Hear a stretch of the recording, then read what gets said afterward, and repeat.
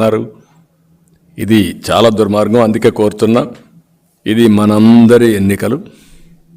గెలవాల్సింది పార్టీలు కాదు, అభ్యర్థులు కాదు, రాష్ట్రం గెలవాలి, తెలుగు జాతి గెలవాలి. అందుకే నేను వినూత్నంగా మీ అందరి అభిప్రాయాలు తీసుకుంటా.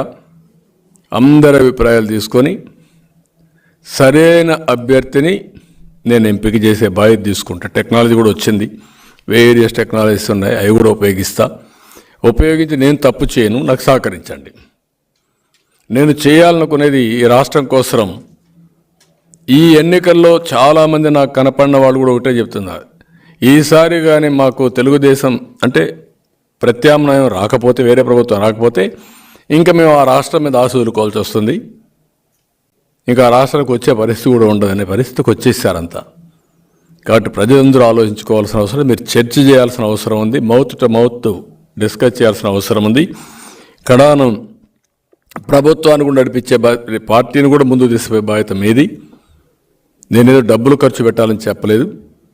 ప్రజాబలాన్ని మీరందరూ కూడా సమకూర్చే బాధ్యత ప్రతి ఒక్క పౌరుడి పైన ఉంది. ఈ రాష్ట్రంలో పుట్టిన ప్రతి ఒక్క వ్యక్తి, నువ్వు ఏ ఊరిలో ఉన్నా ప్రపంచంలో, ఈ జన్మభూమి రుణం తెచ్చుకోవడానికి ఒకప్పుడు నేను పిలిపించాను. జన్మభూమి పిలుస్తుంది రా, కదిలి రా అని జన్మభూమి కార్యక్రమాన్ని చేపట్టాం. ఇప్పుడు నేను మళ్ళా మిమ్మల్ని కోరుతున్నా, ఎక్కడున్నా మీరందరూ కూడా సంఘీభావాన్ని తెలియచేయాలి, సహకరించాలి, మీరందరూ కూడా పనిచేయాలి. నేను కూడా పార్టీ 42 సంవత్సరాల పార్టీ, అభ్యర్థులందరూ ఉన్నారు, ఇంక్లూడింగ్ కుప్పంలో కూడా ప్రజాభిప్రాయ సేకరణ చేస్తా IVRS ద్వారా. అది చేస్తాను, వేరియస్ సోర్సెస్ చేస్తాను. నేను ఎక్కడ తప్పు చేయకుండా వీలైనంత వరకు ప్రజల ఆమోదం, వాళ్ళ క్యాండిడేట్ని చూసి తాడేపల్లి ఆమోదం, మా క్యాండిడేట్కి ప్రజా ఆమోదం, రేపు జరగబోయే సైకో జగన్కి, రాష్ట్ర ప్రజలకి మళ్ళీ అందరం కలిసి పోరాడి ఈ రాష్ట్ర భవిష్యత్తును కాపాడుకుందాం.